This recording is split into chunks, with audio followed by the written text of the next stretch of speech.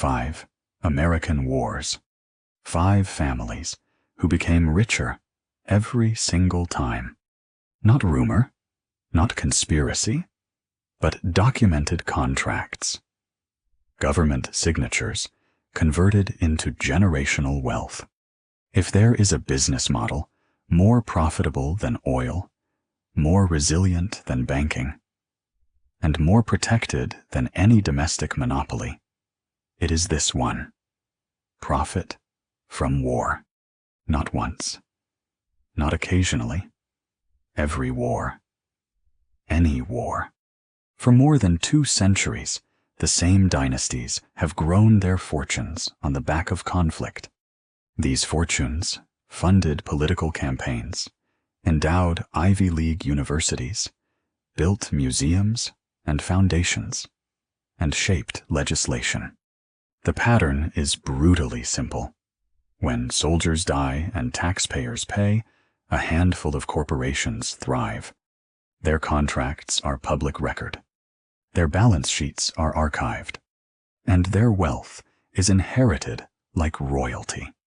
The DuPont's explosives and chemicals from the Revolutionary War through Iraq. The Rockefellers' oil and fuel from the Civil War through Afghanistan. The Morgan banking dynasty, financing from the Spanish-American War through World War II, lending to governments on both sides. Lockheed Martin's ancestors. Aviation and weapons from World War I through the present day. And Halliburton. Logistics and infrastructure from World War II through the War on Terror. If you map their profits against American warfare, a shape emerges with mathematical precision. War is declared. Stock surges. Contracts awarded. Profits explode. The conflict ends. Wealth remains. New war begins. Cycle repeats. And these firms are not passive beneficiaries. They lobby. They fund politicians. They shape foreign policy. Not as conspiracy theorists imagine, in smoke-filled rooms, but openly through PACs, think tanks, revolving door appointments between cabinet posts and corporate boards. This is capitalism applied to conflict. Let us walk through it. War to war. Contract to contract. Dollar to dollar. Beginning with the family that essentially invented the American military-industrial complex, DuPont. If you know the DuPont name today, maybe you think of Teflon, Kevlar, or chemical adhesives. But the empire was built not on consumer products. It was built on gunpowder, weapons, explosives, the raw material of war. Eleuthère Irénée DuPont arrived from France in 1800. He was not a merchant or a politician. He was a chemist trained in the French gunpowder mills that armed Napoleon's armies. And on American soil, he recognized something crucial. A young nation expanding westward, clearing land, mining mountains, and preparing for new conflicts needed one thing, above all, high-quality explosives. In 1802, he founded the DuPont Company on the Brandywine River in Delaware. The site was carefully chosen, close to ports and government offices, powered by water, and far enough from cities to avoid catastrophe. When the War of 1812 broke out, DuPont was ready. Their mills supplied gunpowder to the U.S. military, earning their first major government contract. The template that defined their next 2 centuries was written here. War starts. DuPont already has production capacity. Government buys. DuPont expands. Profit skyrockets. War ends. Infrastructure remains. And when peace eventually turns back into crisis, DuPont is already in position. The Mexican-American War, 1846 to 1848, was small compared with later conflicts, but strategically priceless. DuPont became the preferred supplier of artillery and small arms powder, winning contracts worth more than $1 million, around $35 million today. More valuable than the cash was the implicit trust. If you delivered the last war, you get first pick in the next. Then came America's greatest bloodletting. The Civil War. 4 years. Millions of rounds. Ironclads, sieges, trench battles. DuPont's mills ran 24/7. They produced more than 4 million pounds of gunpowder. Contracts totaled over $10 million, around $300 million in today's dollars. And that number understates their real gains. DuPont sold to private intermediaries who flipped the product at markup. The family's profits multiplied while their political loyalties blurred. Northern Democrats, hostile to abolition, sympathetic to the South in many ways. But the Union paid, so the Union received the gunpowder. Ideology was irrelevant. Business was absolute. And when the war ended, DuPont was celebrated as a patriotic industrial hero. History forgot the contradictions. The capital stayed. World War I remade the company into something else entirely. Before America even entered the conflict, DuPont supplied Britain and France with vast quantities of smokeless powder, taunt, and explosives. When the S joined in 1917, output multiplied. DuPont became the arsenal of the Allies. 40% of all explosives used in the war came from their plants. Profits exploded.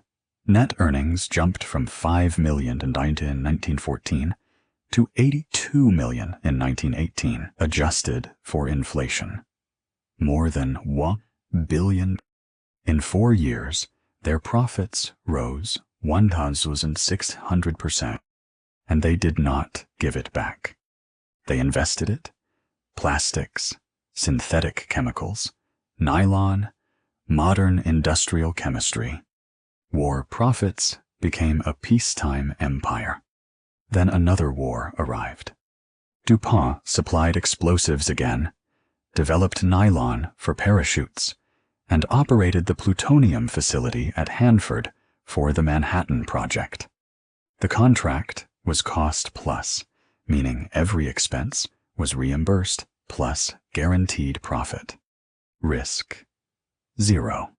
Loss, impossible. The government absorbed everything. After the 20th century's wars, DuPont did not fade. They evolved, split, merged, sold divisions, diversified portfolios. But the wealth stayed in trust. 6 generations later, the DuPont fortune sits at roughly $30 billion. They are inheritors of gunpowder. Now shift to a different commodity. Oil, the lifeblood of modern war, and the family that monopolized it, the Rockefellers. John D. Rockefeller founded Standard Oil in 1870. He did not merely dominate the market. He consumed it. By 1880, Standard Oil refined 90% of America's petroleum. That monopoly became militarily strategic when navies transitioned from coal to fuel oil. The Spanish-American War was brief, but the lesson enormous. The U.S. Navy ran on Rockefeller fuel. Control energy, and the military bends around you. World War I was the first mechanized conflict. Tanks, trucks, aircraft, battleships all devoured petroleum. Standard Oil had been broken up in 1911, but its successor firms, Exxon, Mobil, Chevron, were still Rockefeller-aligned. They supplied allies and the U.S. military. The contracts were huge, but Rockefeller's genius was not just obedient supply. It was opportunistic neutrality. Standard Oil's German subsidiaries continued selling to Germany indirectly, even after American entry into the war. Legally, the entities were separate. Profit from both sides. Ethics, optional. The result? Rockefeller became the world's first billionaire. War turned oil into a dynastic engine. Afterward, they spread their influence into real estate, banking, universities, philanthropy. But oil remained the root. Families do not abandon the seed tree. Then came World War II, the Rockefeller successor. Companies supplied fuel under exclusive contracts, again with cost plus terms. Meanwhile, Standard Oil of New Jersey was investigated for collaboration with Nazi Germany, sharing synthetic rubber patents with IG Farben. It gave Germany early access to materials that extended their ability to wage war. Senator Truman's committee found the actions damaged the Allied effort. Nothing happened. Why? Because the U.S. military needed the fuel. The investigation was buried. The contracts continued. And through Korea, Vietnam, the Gulf War, Iraq, Afghanistan, the formula repeated. Armies burn oil. Rockefellers sell it. Even when the family quietly distanced itself from energy holdings in the 1970s to avoid political heat, the accumulated capital remained untouched. The Rockefeller fortune today sits around $11 billion, but that number does not capture the real legacy. Control over foundations, universities, think tanks, and entire segments of American philanthropy. DuPont built explosives. Rockefeller fueled engines. Other families financed wars, engineered weapons, or supplied every loaf of bread and tent the U.S. military required. Different business models, same core logic. War is not a tragedy. It is a recurring invoice. And as long as nations fight, the cycle remains unbroken. Now we move to the Morgan banking dynasty, the industry that profits from wars without firing a single bullet. Weapons break, fuel burns, but debt endures. Armies need ammunition, but governments need something even more essential: capital, and the institutions that provide it. Profit. No matter who wins the battlefield. J.P. Morgan was not an innovator, like DuPont or Rockefeller. He was a gatekeeper. He did not create gunpowder or drill oil wells. He controlled the flow of money. In the late 1800s, that was the most powerful position a man could hold. By 1900, J.P. Morgan & Co. was not just the most powerful bank in America. It was the unofficial treasury of the United States. Morgan's understanding of war finance would reshape the global economy. Governments at war will borrow at any interest rate, because the alternative is not inconvenience. It is defeat. The Spanish-American War of 1898 was the first test, a short conflict, limited in scope, but the financing mattered. Morgan banks provided loans and underwriting to the usu's government. It was not the profit that was important. It was the relationship. Governments treat suppliers as interchangeable. They treat financiers as lifelines. Once a government trusts your bank in wartime, every future crisis becomes a phone call. World War I exposed the scale of this business model. In 1914, the United States was officially neutral. But banks are not neutral. They have clients, and clients have needs. American bankers, led by J.P. Morgan, lent over $2 billion to Britain and France between 1914 and 1917, more than 50 billion in today's value. The money did not sit in vaults. It purchased rifles, artillery shells, uniforms, ammunition, grain, and chemicals, mostly produced by American manufacturers. This was the genius of Morgan's system. American loans, Allied governments, American companies, American profits. The capital cycled abroad, but the wealth pooled at home. And here lies the critical point. Neutrality was a fantasy.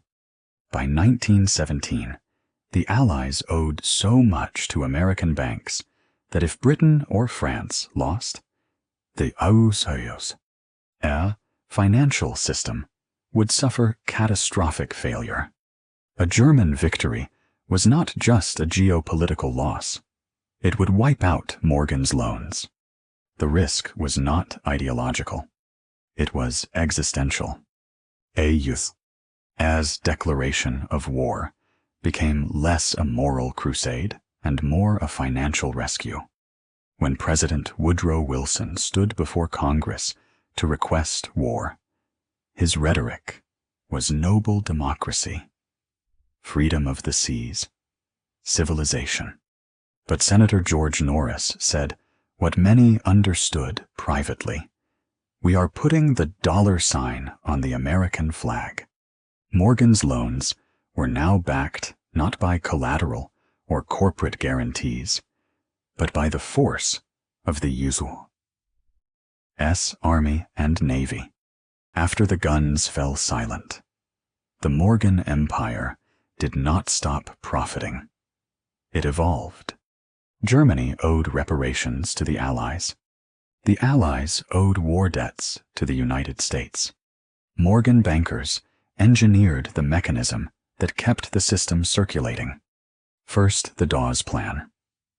1924, then the Young Plan, 1929, refinanced German debt. Germany borrowed from Morgan to pay France and Britain, who then paid the U.S., who then paid Morgan interest and fees. The human suffering of war was turned into a three-tier financial product. World War II followed the same rhythm, but on a grander scale. Before America joined, Morgan connected banks underwrote British purchases of weapons and materiel. After Pearl Harbor, the U.S. government became the Morgan Bank's largest client. Treasury securities, war bonds, foreign exchange, stabilization, every issuance involved underwriting fees. The bank did not take battlefield risk. It monetized it. When Europe lay in ruins, Morgan profited again. The Marshall Plan is remembered as a humanitarian miracle. And yes, it rebuilt shattered economies. But it was also administered through banking institutions tied to Morgan interests. Reconstruction, loans, infrastructure financing, credit reopenings. These produced massive fees. Europe was rebuilt not as a rival to American industry, but as a market dependent on American capital. The Cold War was another financial ecosystem, an arms race, intelligence war, and proxy battlefield that demanded constant funding. Korea, Vietnam, naval expansion, Missile development. Every defense budget passed through New York and Washington bond desks. Morgan bankers did not have to care whether America won or lost any particular battle. They only needed Congress to keep spending. By the late 20th century, the Morgan family had long ceased to sit behind the desk, but their corporate offspring remained. P. Morgan Chase, a titan of capital markets. The faces changed, the suits modernized, but the business model survived. Underwrite government debt, extract fees, and let soldiers and taxpayers absorb the cost. The estimated family wealth sits around $30 billion wealth built not on bullets or fuel, but on interest payments and the cold arithmetic of war. Now shift from money to machinery. If the DuPonts invented the powder and Morgan financed the armies, then Lockheed Martin perfected the art of selling the hardware. The Lockheed story began before the aviation age truly arrived. The Lockheed brothers founded their aircraft company in 1912, a time when airplanes were fragile novelties. In World War I, air combat was experimental and limited reconnaissance, occasional bombing, aerial duels, but the potential was obvious. Companies like Lockheed endured lean years by building civilian aircraft while keeping military contacts alive. They understood something vital. Peace is temporary, but the promise of the next war is permanent. World War II was their moment. Air supremacy decided the war. Bombers destroyed industrial capacity. Fighters defended fleets. Transport aircraft moved armies across continents. Lockheed delivered icons. The P-38 Lightning, over 10,000 built. The Hudson bomber, 2,800 units. These were not just machines. They were contracts worth hundreds of millions. But Lockheed's true genius was political, not engineering. They hired retired generals, colonels, and procurement officers. They placed factories in states whose legislators needed jobs to maintain their districts. Representatives who voted on defense budgets also depended on Lockheed factories to employ thousands of constituents. Canceling a program was not just a military decision. It was political suicide. After World War II, the Cold War became an endless revenue stream. The U-2 spy plane, the CR-71 Blackbird, the C-130 cargo aircraft, each became indispensable. Each new threat justified another contract. Lockheed pioneered the most profitable strategy in defense procurement. Underbid the contract, overrun the cost. The Pentagon's logic was simple. Once billions have been spent, cancellation means admitting failure. So they paid the overruns. The C-5 Galaxy is textbook. Contracted at $2.1 billion. Delivered at $5.3 billion. Lockheed lost nothing. Cost plus contract. Every dollar spent was reimbursed. Profit was guaranteed. Vietnam, the Gulf War, Afghanistan, Iraq. Every conflict needed airplanes, missiles, radar, transport systems. In the 1990s, the defense industry consolidated. Lockheed merged with Martin Marietta, forming Lockheed Martin, the world's largest defense contractor. In 2023, revenue exceeded $65 billion. More than 90% came from taxpayers. And the crown jewel, the F-35, originally budgeted at $230 $33 billion. Now, over $1.7 trillion. 7 times over budget. Too many states rely on F-35 manufacturing. Too many generals built careers around it. Too many politicians receive campaign donations from it. Canceling it would be national humiliation. So the money flows. The Lockheed family no longer runs the company. It does not matter. The shareholders reap the dividends. The pattern repeats. War is announced. Lockheed stock rises. Contracts awarded. Costs explode. Government pays. Shareholders profit. Finally, the company that industrialized logistics itself, Halliburton. Founded in 1919, not as a weapons maker, but as an oil services company, Halliburton learned early that infrastructure is just as deadly as ammunition. Armies need bases, roads, ports, fuel depots, dining halls, plumbing. Most contractors build things. Halliburton builds the battlefield. In World War II, they built bases and airfields. No bid contracts. Cost plus terms. Riskless. Profit. Korea expanded the model. Vietnam perfected it. Through its subsidiary, Brown and Root, Halliburton built roads, pipelines, ports, and bases across South Vietnam. Contracts worth billions. Brown and Root was not just competent. It was connected. It funded the political rise of a Texas congressman named Lyndon B. Johnson. When Johnson became president, Brown and Root became indispensable in Southeast Asia. Coincidence, perhaps, but the pattern is unmistakable. Political donations, access, contracts, profit. The Gulf War revived the model. Dick Cheney, as Secretary of Defense, awarded Halliburton contracts to build facilities in Kuwait and Saudi Arabia. After leaving government, he became Halliburton's CEO. Then, in 2000, he became vice president, and the war on terror began.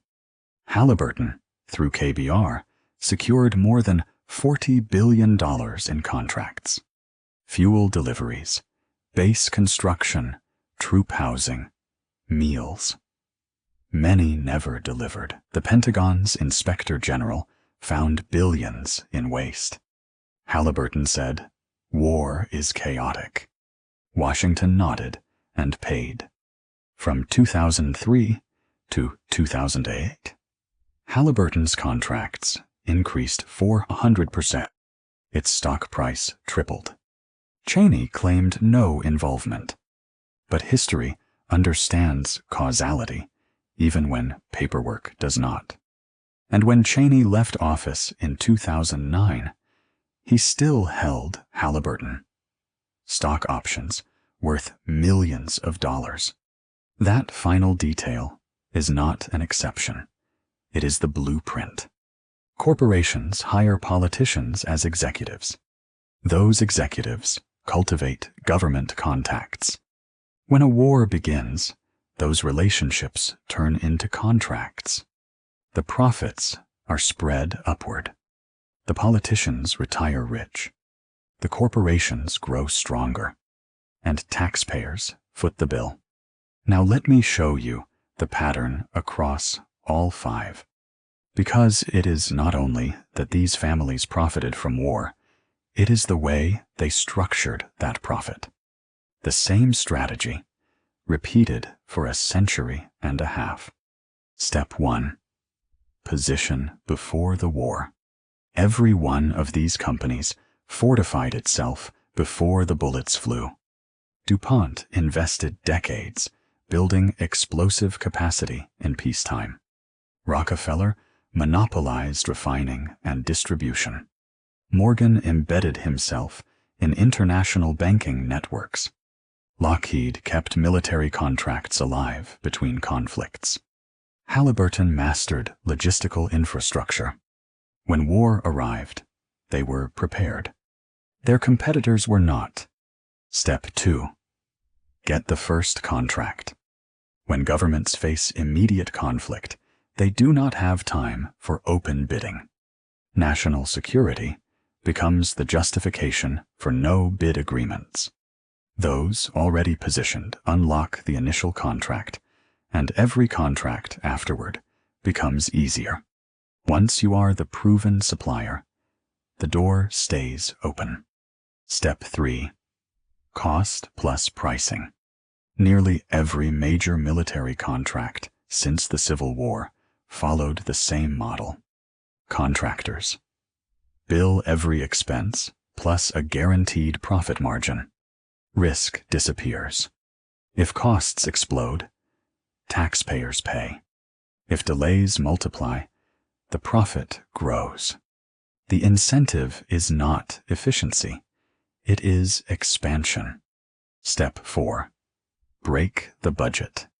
Every modern weapons system has detonated its own estimates. The F-35 ballooned sevenfold. The Zumwalt destroyer tripled. The littoral combat ship doubled.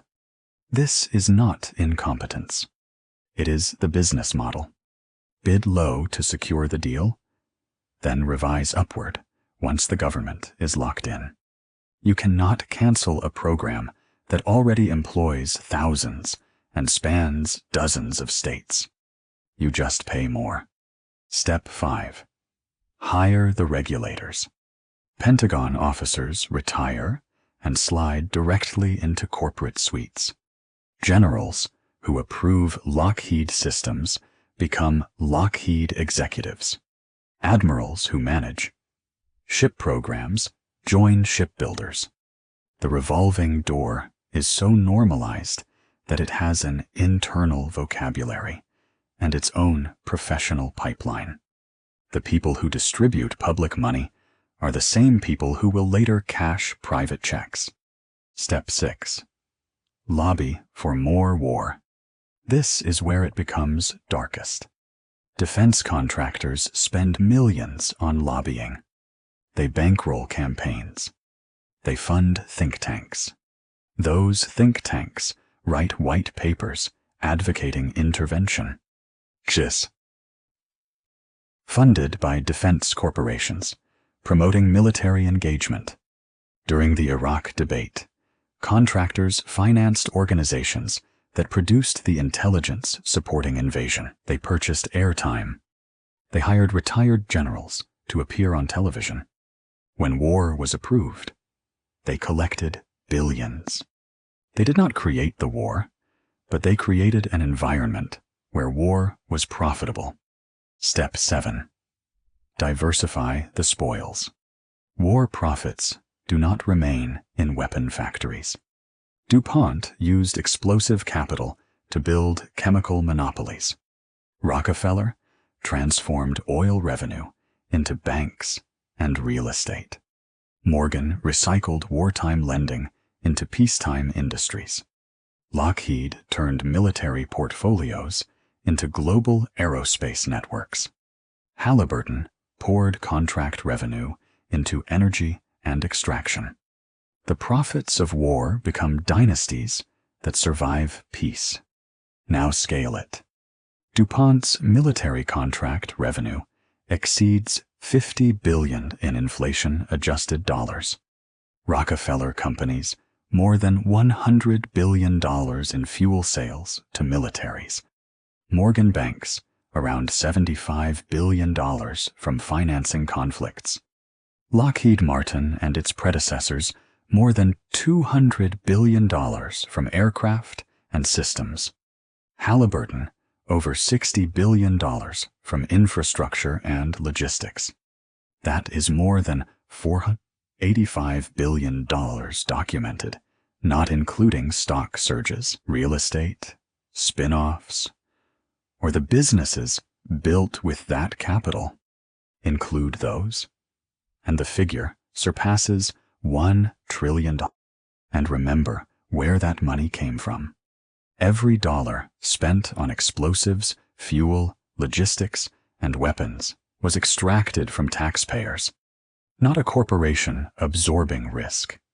The public absorbing it. These are not private market rewards. They are public funds converted into private fortunes under the justification of conflict. Does this still happen? Yes? Today, the 2023 U.S. defense budget was $816 billion. The 5 largest contractors, Lockheed Martin, Boeing, Raytheon, General Dynamics, and Northrop Grumman, received more than $200 billion in contracts. 1/4 of the entire military budget concentrated in 5 firms. Their factories are placed strategically. The F-35 supply chain spans 45 states. 90 senators have constituents whose jobs depend on it. Voting against the F-35 is political suicide. So funding continues, despite delays, despite 7-fold overruns, despite hundreds of documented defects. The pattern established by DuPont in 1802 remains intact. War is profitable for executives, for shareholders, for politicians, cushioned by donations and post-retirement appointments. Everyone benefits except the soldiers who fight and the taxpayers who pay. Now look at the opportunity cost. $485 billion could have delivered free college for every American for 2 decades.